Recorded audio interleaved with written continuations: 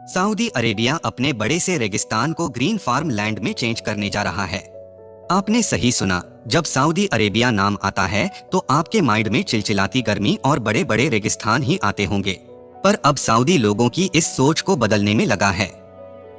Saudi ने एक नई टेक्नोलॉजी तैयार की है जिससे ये तेल पर निर्भर देश अब अपने रेगिस्तान को ग्रीन फार्म लैंड यानी खेती के लायक जमीन में बदलने वाला है, जिसमें से कुछ हिस्सों को सऊदी पहले ही ग्रीन फार्म लैंड में बदल चुका है, जिसे गूगल मैप्स में भी देखा जा सकता है।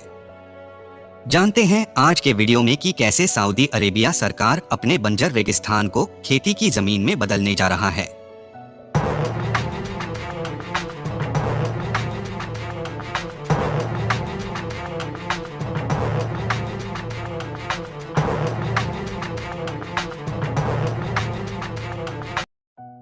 बीस लाख स्क्वायर किलोमीटर एरिया में बसा सऊदी अरेबिया दुनिया का 14वां सबसे बड़ा देश होने के बावजूद सऊदी के 95% लैंड एरिया में दूर दूर तक केवल रेगिस्तान ही देखने को मिलेगा। यहाँ तक कि इस देश में एक नदी तक नहीं है।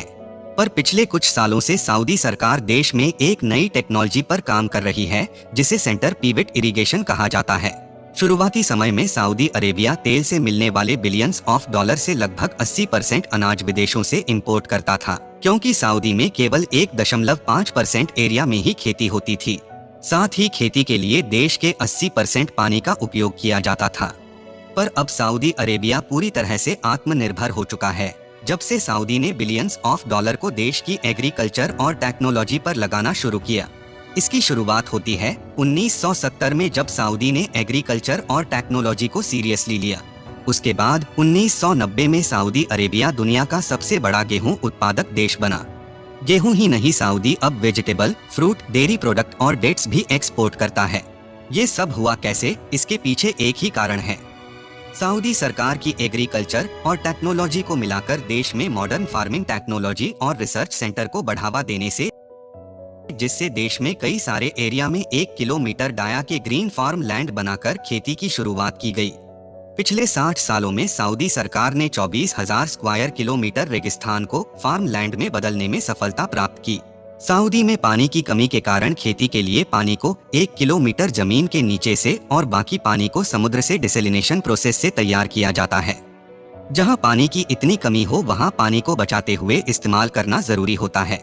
इसमें काम आती है सऊदी की सेंटर पिवट इरिगेशन सिस्टम। इस प्रोसेस में पाइप की सीरीज को सर्कुलर शेप में घुमाकर पानी का छिड़काव किया जाता है।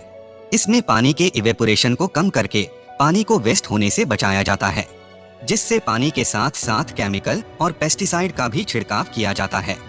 सऊदी अरेबिया पिछले 50 सालों से सेंटर पिवट इरिगेशन सिस्टम का इस्तेमाल कर रहा है। जब बात सऊदी अरेबिया के वेस्टर्न माउंटेन की आती है, जहां थोड़ी बहुत बारिश होती है, वहां का पानी भी बहकर समुद्र में चला जाता था। पर अब सऊदी सरकार ने वहां भी चेक डैम और छोटे नाले बनाकर पानी को स्टोर करना शुरू कर दिया है। जब 2018 और 2019 में फिर से बारिश हुई तो सऊदी ने पूरे एरिया के पानी को बचाते हुए इसका इस्तेमाल खेती के लिए किया। इसके साथ ही सऊदी सरकार वेस्टर्न माउंटेन के पास एक प्रोजेक्ट पर काम कर रही है जिसे अल बायडा कहा जाता है, जिसमें पूरे वेस्ट कोस्ट के पानी को समुद्र में जाने से रोका जा सकता है। इससे 30 लाख एकड़ भूमि को फार्मिंग लैंड में बदला जा सकता है, पर इसकी कीमत बिलियन डॉलर में जा सकती है। अगर ऐसा होता है तो सऊदी की एग्रीकल्चर क्षमता को 6 गुना तक बढ़ाया जा सकता है, जो देश की जीडीपी को और भी बेहतर कर सकता है और रेगिस्तान को कम करके सऊदी में और अधिक बारिश होने की उम्मीद है। सऊदी अपने लोगों की पानी की पूर्ति के लिए कई हद तक डिसैलिनेशन प्लांट पर निर्भर करता है, जहां नमकीन पानी को डिसैलिनेट करके पीने के साफ पानी में बदला जाता है। किसी भी जमीन को ग्रीन फार्म लैंड में बदलने के लिए पानी की जरूरत होती है। पानी के लिए डिसैलिनेशन प्लांट की और प्लांट के लिए न्यूक्लियर एनर्जी की। ये सभी एक दूसरे से जुड़े हुए हैं, जिसके लिए सऊदी सरकार अपने देश में एग्रीकल्चर और रिसर्च इंस्टीट्यूट में बिलियंस ऑफ डॉलर इन्वेस्ट कर रही है, ताकि आने वाले समय में सऊदी को किसी और देश पर निर्भर ना होना पड़े। ये देखना मजेदार होगा कि सऊदी अपने इतने बड़े रेगिस्तान को कैसे ग्रीन फार्म लैंड में चेंज करता है। आपकी क्या राय है इस बारे में कमेंट सेक्शन में जरूर बताएं।